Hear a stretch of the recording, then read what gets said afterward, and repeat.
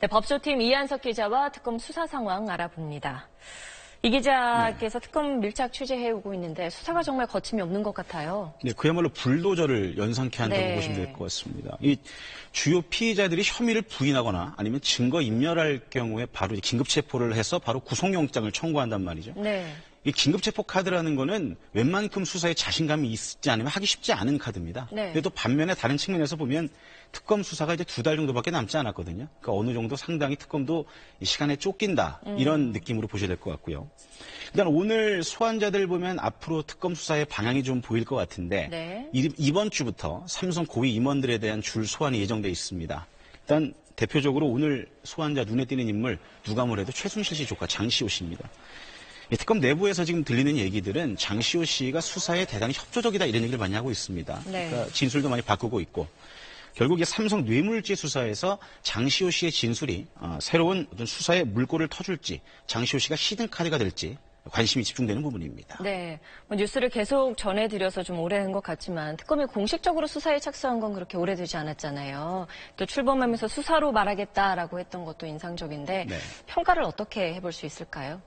현판시 끝나고 한 12일 정도가 지났습니다. 크게 4개의 골자로 수사가 진행이 되고 있는데 조금 전 말씀드렸던 삼성 뇌물죄 수사가 있고요. 여기에 문학의 블랙리스트, 또 세월호 7시간 행적, 또 정유라 씨 2대 입시비리 수사 이렇게 4갈래입니다. 공무원들 수사 같은 경우에는 안종범 전 수석, 또 김종 전 차관의 진술 태도를 보면 어느 정도 흐름이 보일 것 같습니다. 박근혜 대통령이나 또는 최순실 씨가 시켰다 이렇게 얘기를 하고 있단 말이죠. 그러니까 이들이 받고 있는 혐의가 직권남용입니다. 그러니까 돈을 받은 게 아니기 때문에 형량이 높지 않다는 얘기입니다. 그러니까 자백만 하면 형량이 더 떨어질 수도 있다라는 거죠. 네. 근데 권력이라는 게 5년이죠. 그러니까 레임덕이 시작됐기 때문에 이런 측면에서 살펴본다면 공무원들이 연루된 직권남용 수사 같은 경우에는 어느 정도 특검 수사가 상당히 속도감을 갖고 갈 수도 있겠다 이렇게 전망이 되고요. 근데 문제는 기업 수사입니다. 네. 권력은 레임덕이 있습니다. 하지만 재벌 총수는 레임덕이 없습니다.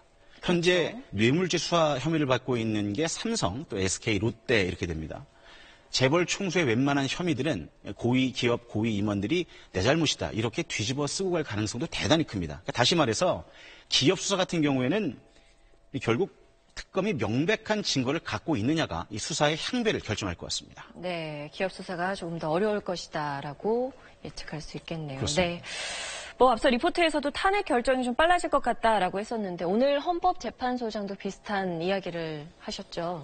그렇습니다. 이 국회 측하고 또 박 대통령 대리인들을 만나보면 공통적으로 하는 얘기가 있어요. 헌재가 상상도 못할 속도를 내고 있다 이런 얘기를 한단 말이죠. 박하정 기자 리포트 조금 전에 보셨습니다만 전문가들입니다. 헌재 재판관이나 연구관을 지냈던 사람들이 이제 응답을 한 건데 어느 정도 헌재 내부의 분위기를 살펴보는데 대체적으로 참고가 될 것 같습니다. 근데 다만 또 초유일 아닙니까? 또 워낙 예민한 사안이고 응답자의 절반 가까이가 응답하지 않았다는 점은 또 감안하고 보셔야 될 것 같습니다. 예, 알겠습니다. 잘 들었습니다.